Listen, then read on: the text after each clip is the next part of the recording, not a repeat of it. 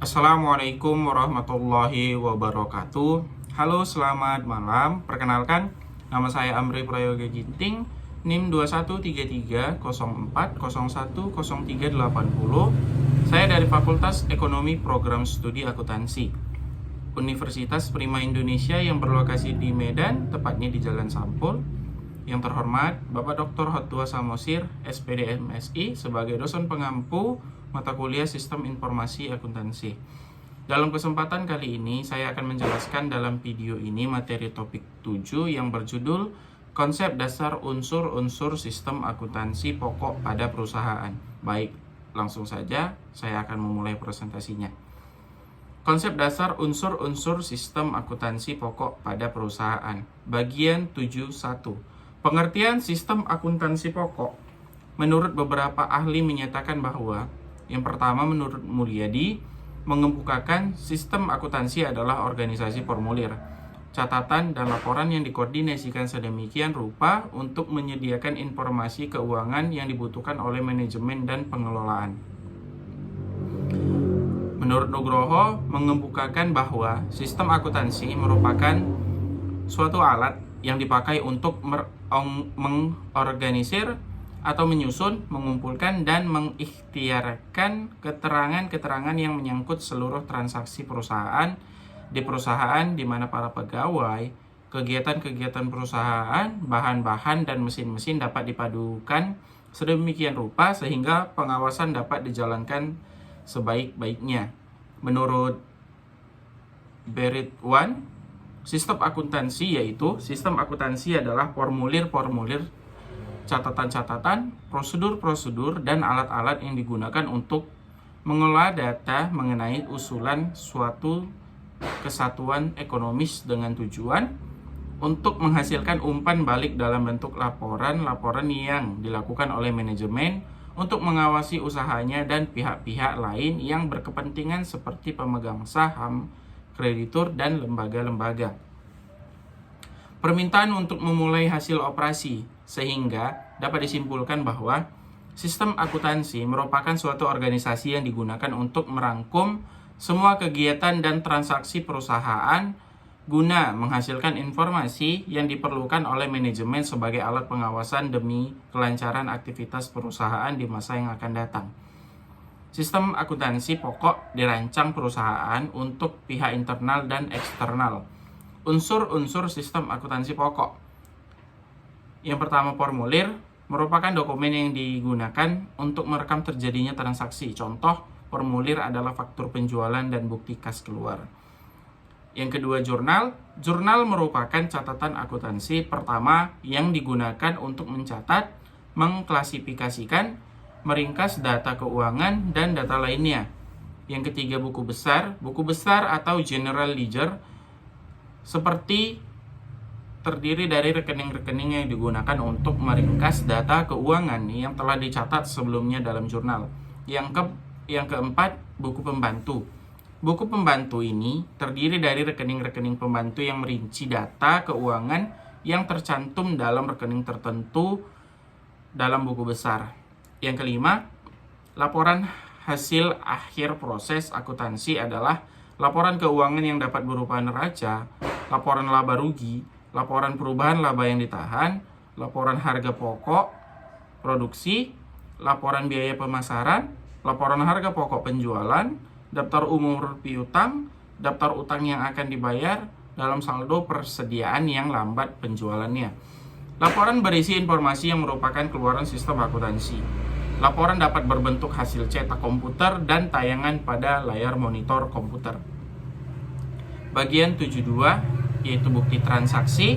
Untuk melaksanakan atau menjalankan sistem akuntansi, bukti transaksi merupakan pemicu setiap pencatatan dalam catatan akuntansi dimulai dari bukti transaksi atau dokumen.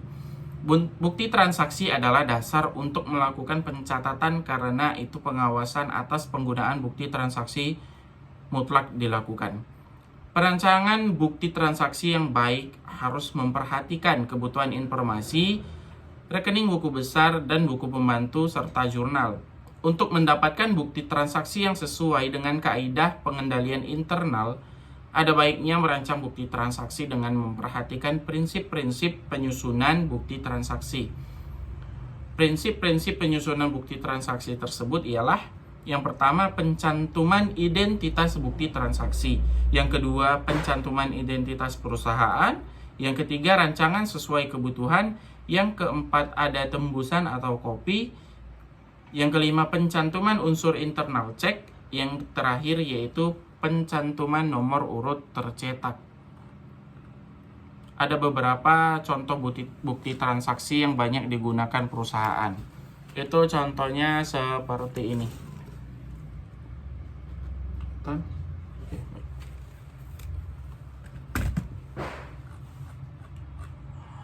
Bagian 73. Dalam pencatatan transaksi, terutama yang kebanyakan masih manual, buku jurnal memegang peranan yang sangat penting karena merupakan catatan akuntansi pertama yang disusun secara kronologis. Buku jurnal terbagi dalam jurnal umum dan jurnal khusus. Jurnal khusus pada umumnya digunakan antara lain yaitu jurnal penjualan, pembelian, penerimaan kas, pengeluaran kas, dan jurnal pemakaian bahan. Untuk merancang format jurnal khusus, hal-hal berikut ini harus dipertimbangkan. Yang pertama yaitu mempelajari karakteristik transaksi perusahaan, pencatatan ayat jurnal standarnya. Yang terakhir, pembuatan format jurnal khusus mengikuti ayat jurnal standarnya. Contoh format jurnal khusus seperti ini. Ada jurnal penjualan, jurnal pembelian, seperti ini contohnya.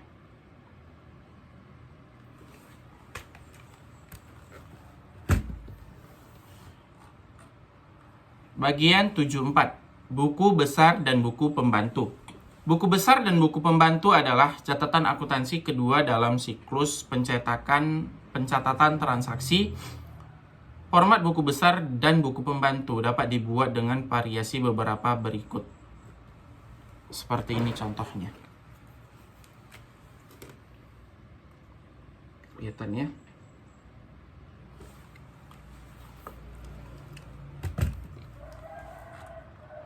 Bagian 75. Klasifikasi dan kode rekening. Untuk menentukan klasifikasi rekening, pada umumnya metode yang digunakan adalah pendekatan laporan keuangan dengan mengambil skema laporan keuangan. Misalnya untuk klasifikasi dalam neraca, yaitu aktiva. Aktiva itu ada 5. Yang pertama, aktiva lancar.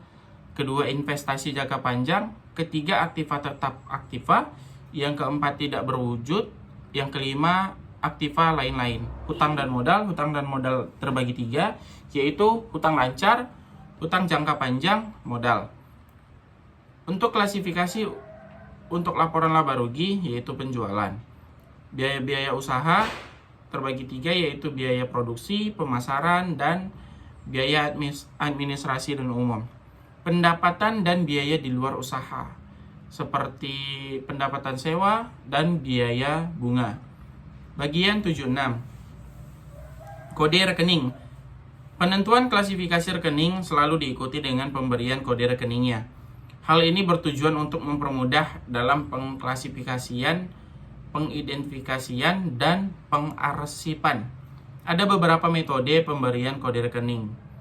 Di antaranya yaitu kode dengan angka urut. Kode dengan angka urut itu ada kas, piutang dagang, persediaan barang dagang, tanah, bangunan, akumulasi penyusutan bangunan, hutang dagang, hutang bank jangka panjang, modal, FRIFE, pendapatan, biaya gaji, biaya bahan pakai habis, biaya penyusutan, biaya utilitas, dan biaya lain-lain.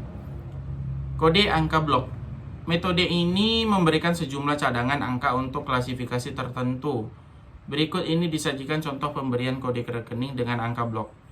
Yang pertama, 1-24 itu aktiva lancar, 25-33 aktiva tetap, 34-36 aktiva tidak berwujud, 37-39 aktiva lain-lain, 40-49 hutang lancar, 50-56 hutang jangka panjang, 57-59 modal, 60-62 pendapatan, Dan yang terakhir 63 sampai 89 yaitu biaya-biaya. Kode kombinasi. Metode ini menggunakan kombinasi huruf dan angka tertentu. Contohnya, yang pertama AL01, yang kedua AL242, yang ketiga AT33, yang keempat HL413, yang kelima M62. Kode kelompok. Metode ini menggolongkan rekening dalam kelompok tertentu. Dalam laporan keuangan yang disebut dengan kelompok adalah aktiva, kewajiban, ekuitas, pendapatan, dan beban. Masing-masing kelompok memiliki golongan tersendiri. Setiap golongan terdiri dari sub-golongan tertentu, masing-masing akun, dan digambarkan dengan bagan sub-golongan mempunyai jenis perluasan jenis akun dan ada rinciannya secara sederhana. Metode ini dapat digambarkan dalam gambaran seperti ini. Ya, seperti ini.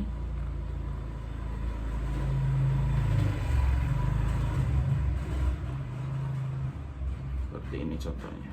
Oke. Bagian 78 yaitu kesimpulan. Jadi kesimpulannya, sistem akuntansi merupakan suatu organisasi yang digunakan untuk merangkum semua kegiatan dan transaksi perusahaan guna menghasilkan informasi yang diperlukan oleh manajemen sebagai alat pengawasan demi kelancaran aktivitas perusahaan di masa yang akan datang. Sistem akuntansi pokok dirancang perusahaan untuk pihak internal dan pihak eksternal. Unsur-unsur sistem akuntansi pokok, yang pertama kan formulir, merupakan dokumen yang digunakan untuk merekam terjadinya transaksi. Yang kedua jurnal merupakan catatan akuntansi pertama yang digunakan untuk mencatat, mengklasifikasikan, meringkas data keuangan dan data lainnya. Yang ketiga buku besar atau general ledger terdiri dari rekening-rekening yang digunakan untuk meringkas data keluar keuangan yang telah dicatat sebelum dalam jurnal. Buku pembantu ini terdiri dari rekening-rekening pembantu yang merinci data keuangan yang tercantum dalam rekening tertentu dalam buku besar. Yang terakhir yaitu laporan. Hasil akhir proses akuntansi adalah laporan keuangan yang dapat berupa neraca, laporan laba rugi, laporan perubahan laba yang dibayar, serta daftar saldo persediaan yang lambat penjualannya. Laporan berisi informasi yang merupakan keluaran sistem akuntansi laporan dalam berbentuk hasil cetak komputer dan tayangan pada layar monitor komputer. Oke, baiklah, itu tadi merupakan dari bagian konsep dasar unsur-unsur sistem akuntansi pokok pada perusahaan, yaitu materi topik 7. Jadi ini merupakan materi di semester 1 bagian awal sampai ujian tengah semester. Jadi minggu depan itu merupakan ujian tengah semester. Jadi minggu depan tidak ada presentasi video yang akan saya buat, karena minggu depan kita akan melaksanakan ujian tengah semester yang akan dimulai per tanggal 25 April 2022. Kita akan ketemu lagi di topik 9 yang berjudul sistem penjualan kredit dan sistem akuntansi piutang. Dalam kesempatan selanjutnya saya akan mempresentasikan video juga, dalam bentuk video juga, yaitu topik 9 tadi yang berjudul sistem penjualan kredit dan sistem akuntansi piutang. Oke. Baiklah, apabila ada kesalahan saya mohon maaf, karena kesempurnaan hanya milik Tuhan.